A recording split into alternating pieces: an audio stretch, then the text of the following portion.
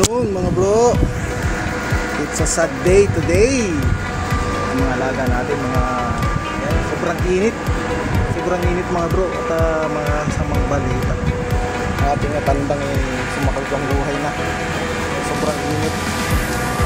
Ayan, lilipin ko na lang siguro sa dyan. Lilipin ko na lang sa dyan para kita paano talagang ganon, nag-aalaga mga mamatayan. Sobrang init pa kasi hindi na siya hindi niya nakayanan. Umabot na siguro ng mga 50 plus ang temperature dito ngayon sa Kuwait. Ayan. At the same time naubusan ng tubig. Pero naglagay ako ng tubig kahapon. Ayan lang, naubusan din. Natuyo, lahat to natuyo lahat to. Kaya yun siguro kinamatay niya. Sobrang uhaw, sobrang init. Ayan. Sayang.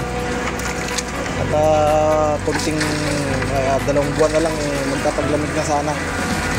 Hanggang ganon. Siguro stop muna tayo sa pag-aalaga ng manok. Nakakaawa pag tag-init. Hindi maiwasan hindi mamatayan. Ilang manok nang namatay sa atin dito ng tag-init. Kahit mga kalapati natin. Kalapati lang sa kalam. Kalapati lang ang matibay. Kasi yun yung purpose kaya pinakawalan ko sila lahat para kahit paano makasurvive sila sa init. Kasi pag dyan sa kulungan sigurado magbibilang din tayo ng mga patay na kalapati. Kaya yan, nagkakarga muna ako ng tubig para ma-stock ako sa mga susunod na araw.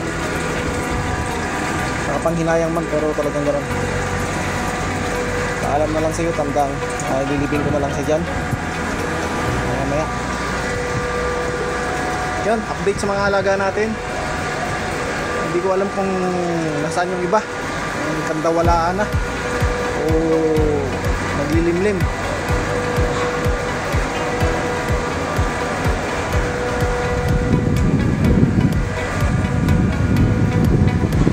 Ay, kanya nga sobrang init yung PDC natin. Lusaw, may kandabalutan na dandun yan. Sobrang init yan. Kabalutan na yun. Mapapansin. Sobrang init yan. Kaya alaga natin na hirap sa ganitong panahon, tag-init. Siguro kalapati na lang muna alagaan natin. Kung sa kasakali man, pakawalan na lang siguro natin itong inahin natin. O hayaan na lang natin siya mag-isa. Pagka taglamig na lang tayo magdagdag.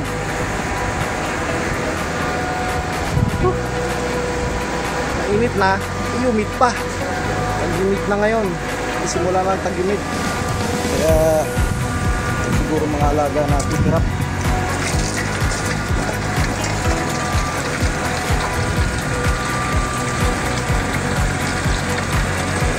Yan, ililibing ko muna itong alaga natin after ko nito. Mapuluto isa na po. So, time check. So, 5:18 na ng hapon. Hapon na kasi ako napunta rito sa umaga kasi tulog ako Kaya alas 10 na madaling araw ang labas trabaho. Ang ganda ganda talaga ng ating anak na anak ng brown tsaka ng itim. Ayun ang pinalabasan niya. Akala ko kamukha ng ama pero nag-iba ang kulay niya nung nag-matured na. Kaya siya.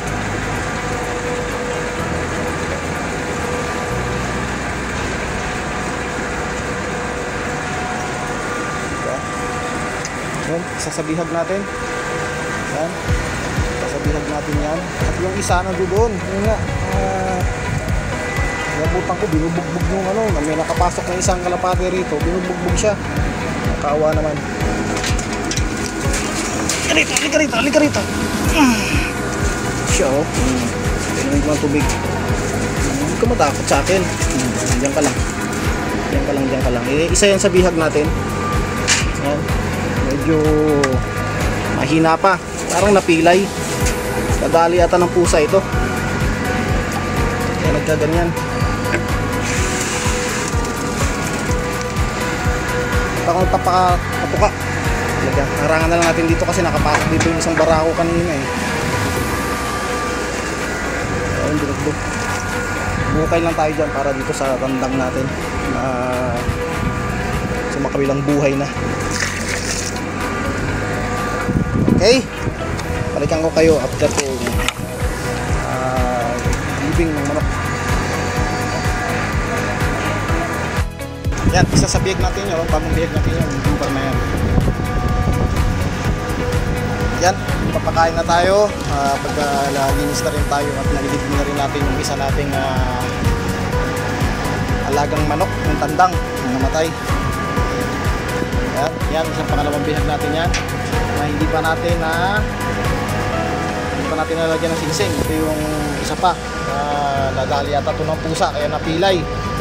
Lagay ko lang sa dyan para makarecover. Yan, mga alaga natin. Yung iba na sa taas pa, mga busog pa ata itong mga ito. Ito naman, makulimlim na naman ngayon. Makulimlim na naman. Parang nag-sunstorm na naman ulit. Kapon nag-sunstorm eh. Doon na kumain na yun, may tubig. Nadali na po sa tutsak kasi yung dito niya nawala yung balahibo at napilay. Kaya ko nadali ng pusa sila. Ayan, hanggang dito na lang muna ang ating vlog for today. At oops, parang ano to, akala ko naglilimlim. Akala ko may isang kalapati tayo naglilimlim dyan. Itlog ba? Parang naglilimlim na o mangingitlog. Yan. Yan mga bro, hanggang dito na lang muna ang ating video for today. Ingat-ingat na lang lahat at God bless us. Bye!